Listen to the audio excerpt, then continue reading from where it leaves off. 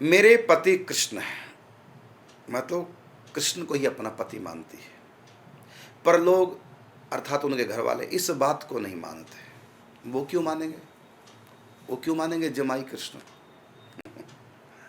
आपके परिवार के आपके भाई क्यों मानेंगे जीजा कृष्ण को? तो आपके अपना है ना, ये अध्यात्म है साहब, ये जो निभाएगा उसी का, परिवार का कोई मतलब उससे नहीं। मेरे पति कृष्ण है, पर लोग इस बात को नहीं मानते। ना माने तो मनवाने का मतलब क्या? क्यों मनवाना चाहते? केवल आपकी बात है। इसलिए मेरे माता पिता जी मेरे किसी सांसारिक इंसान से शादी करवाना चाहते हैं। बिल्कुल वो ठीक है अपनी जगह, गलत कहाँ हो? दोनों बातों में गलत नहीं आपके घर वाले। आपके घर वालों का धर्म है अपने बच्चे को योग्य करके, और जब बड़ा हो जाए पढ़ लिख करके तो उनका विवाह कर दें। ये तो माँ बाप का धर्म है।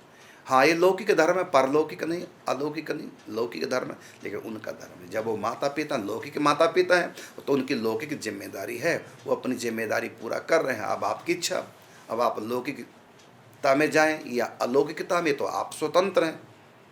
वो प्रेशर डाल रहे हैं, ये उनका धर्म है। और आप शादी कराएंगे, ये आपका धर्म है, और नहीं कराएंगे, कृष्ण ही आपके पति, फिर ये आपका परम धर्म है। कृष्ण आपके पति, ये परम धर्म है, और लौकिक पति वो धर्म है। अब आप देखना, आपको धर्म निभाना है या परम धर्म निभाना है। धर्म के बारे में तो गीता में कहा, सर्वधर्मान परित्यज्य मामेकम शरणं व्रज अहम त्वा सर्व पापेभ्यो मोक्ष इष्यामि मा शुचा। तू सब धर्म को छोड़ दे। तो धर्म का मतलब ये नहीं कि सनातन धर्म, धर्म का मतलब लौकिक धर्म। जैसे शादी करना लौकिक धर्म है, और आपके माता पिता आपकी शादी करना चाह रहे हैं, तो ये भी उनका लौकिक धर्म है। तो लौकिक माता पिता लौकिक धर्म निभाएंगे।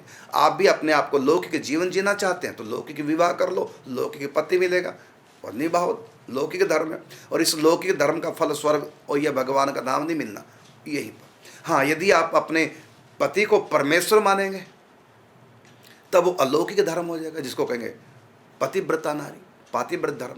अब ये पातिव्रत धर्म लौकिक तो होता नहीं, क्योंकि परमेश्वर बीच में जुड़ गए। जब परमेश्वर के नाते से हम कोई संबंध मानते हैं, वो नाता फिर अलौकिक हो जाता है। इसलिए गोस्वामी तुलसीदास जी कहते हैं, मानिए सब ही राम के नाते। लेकिन ये बड़ा मुश्किल हो जाता है। तो यह तो परमेश्वर को पति मानो या पति को परमेश्वर मानो, दोनों का एक ही फल है, क्योंकि फिर वो लौकिक धर्म नहीं रहा। लेकिन आप संसारिक स्वार्थ लाभ के लिए, सुख लाभ के लिए, इसलिए विवाह शादी कर रहे हैं और अलौकिकता में आप नहीं जा रहे हैं, तब ये लौकिक धर्म है। और गीता में तो कहा कि यदि लौकिक धर्म परम धर्म में या अलौकिक धर्म में बाधा पहुंचा तो त्याग देना चाहिए। जैसे अर्जुन लौकिक धर्म की तरफ जा रहा था, क्या ये मेरे भीष्म पितामह दादा है, ये मेरे गुरु द्रोणाचार्य हैं, और ये मेरे फलाने हैं, अब युद्ध में विपक्ष में खड़े, मैं कैसे मारूँ, ये तो मेरा परिवार है। तो भगवान ने कहा, ये तेरा लौकिक धर्म है, और युद्ध करना तेरा परलौकिक धर्म है, और भक्ति करना मेरी खुशी के लिए तुम्हारा अलौकिक धर्म है। तो लौकिक धर्म, परलौकिक धर्म, अलौकिक धर्म। लौकिक धर्म यही सुख दुख देता है, परलौकिक धर्म स्वर्ग में सुख देता है या अगला जन्म ठीक कर देता है, और अलौकिक धर्म भगवत प्राप्ति करा देता है, जीव का कल्याण कर देता है। तो अर्जुन तो लौकिक धर्म में पड़ा, और फिर स्वर्ग की चर्चा अर्जुन करता है, तो ये उसका परलौकिक बात है। लेकिन भगवान ने कहा, सर्वधर्मान परित्यज्य मामेकम शरणं व्रज, मेरी बात मान, ये तुम्हारा परम धर्म है। तो इन लौकिक और परलौकिक दोनों धर्मों को त्याग, दोनों की चिंता छोड़, अपना कल्याण कर, मेरी प्राप्ति कर। इसलिए कर्म कर जो मैं कहता हूँ, मेरी बात मान। तब अर्जुन कहता है, करिष्ये वचनम, तो मैं आपकी बात मानूंगा। तो भगवत बात मानना ही भगवान की सेवा है, आज्ञा समन्वय सुस्वाही सेवा। तो इसलिए अर्जुन ने फिर लौकिक परलौकिक चिंता छोड़ करके अलौकिक अर्थात भगवत प्रीत्यर्थ, भगवान की प्रसन्नता के लिए युद्ध किया है। तो फिर मैं एक बार कहना चाहूँगा कि आपने जो कहा कि मेरे पति कृष्ण हैं, यदि आप सचमुच में कृष्ण को पति मानते हैं तो आपके घर वाले कितना भी जोर लगा लें, आप हाँ ही नहीं कर सकेंगे। यदि हाँ मानने में कुछ कमी है, कृष्ण को पति मानने में कुछ कमी है, तो फिर माया खींचेगी, तो परिवार वालों की बात आप मान ही जाएंगे। अब नहीं मानेंगे, 4 दिन के बाद मान जाएंगे। लेकिन यदि सचमुच में आपने प्रेम किया है कृष्ण से और आप चाहती हैं, तो कोई दुनिया की पावर नहीं जो आपको झुका दे, क्योंकि प्रेम कभी झुकता नहीं। प्रेम सुप्रीम पावर है, यदि है तो आप शहंशाह हैं। तो बहुत अच्छी बात है। लेकिन फिर भी आप मुझसे पूछ रहे हैं कि अब मैं क्या करूं, कृपया मार्गदर्शन करें। तो मैं क्या करूं, मार्गदर्शन करें, इसका सीधा सीधा अर्थ अंतिम बात से आपकी ये लग रहा है कि आप कृष्ण को पति मानने में भी कच्चे हैं। जब आप पक्के हैं तो पूछने का मतलब क्या, नेकी और पूछ पूछ। मीरा ने कृष्ण को पति माना, वो किसी को पूछेगी मैं क्या करूं, पति मानूं या नहीं मानूं, शादी करूं या नहीं करूं, क्या वो किसी से पूछेगी? वो तो कहती है कोई भी कहे, चाहे स्वयं भगवान आके कहे मैं तुमको पति रूप में नहीं मिलूंगा, तब भी मैं भगवान की बात भी नहीं मानूंगी। ये है दृढ़। सप्तऋषियों ने कहा ना करके पार्वती जी को छोड़, शंकर जी को छोड़, ये जटाधारी बाबा जी सबको छोड़ के निर्मोही विष्णु भगवान कितने सुंदर हैं, उनको वर ले, लेकिन मान गई पार्वती सप्तऋषियों की बात। पार्वती क्या कहते हैं सुनिए, बरों शंभु न तो रहूं कुमारी, बरूंगी तो शंभु को नहीं तो कुमारी रह जाऊंगी, और जन्म कोटि लग, इस जन्म में नहीं मिलेगा ना, मर के फिर पैदा होंगे, फिर तपस्या करोगे, एक जन्म में चाहे करोड़ जन्म लग जाए, जन्म कोटि लगी रगर हमारी, और बरों शंभु न तो रहूं कुमारी।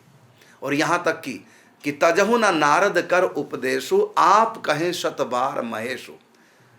नारद जी ने मुझको, मेरे गुरुदेव ने मुझको शिव की प्राप्ति के लिए साधन बताया है।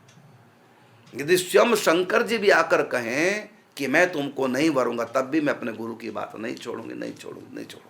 तजहु ना नारद कर उपदेशु, और आप कहीं शतबार महेशु। चाहे शंकर जी भी आके कह दे मैं विवाह नहीं करूंगा तुमसे, तब भी जन्म कोटि लगी रगिर हमारी, मैं अंत में मना के छोड़ दूंगी। ये प्यार, ये दिखाया है भगवती ने। भगवती साक्षात उन्हीं की है अर्धांगनी, लेकिन यहाँ लीला करके दिखा रही है कैसी प्रीति होनी चाहिए। ये है प्रेम, यदि प्रेम है तो। और आप पूछे मैं क्या करूं, पार्वती ने पूछा कि मैं शंकर जी को छोड़ दूं क्या, वो किसी से सलाह लेगी? नहीं ली ना।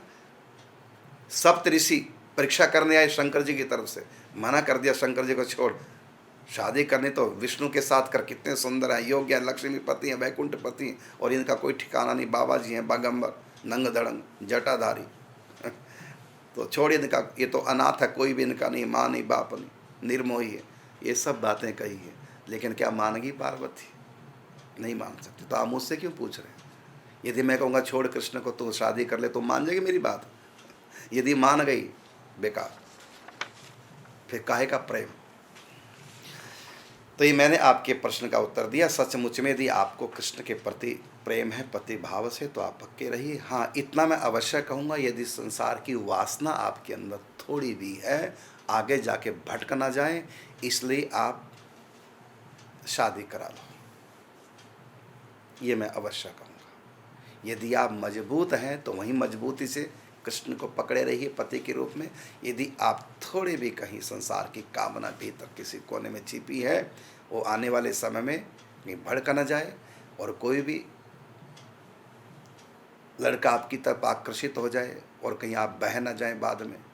इसलिए देखो, आप अपने आप को पढ़ो। यदि आप मजबूत हैं तो बहुत अच्छा, और यदि मजबूत नहीं है तो फिर आप चुपचाप विवाह करा।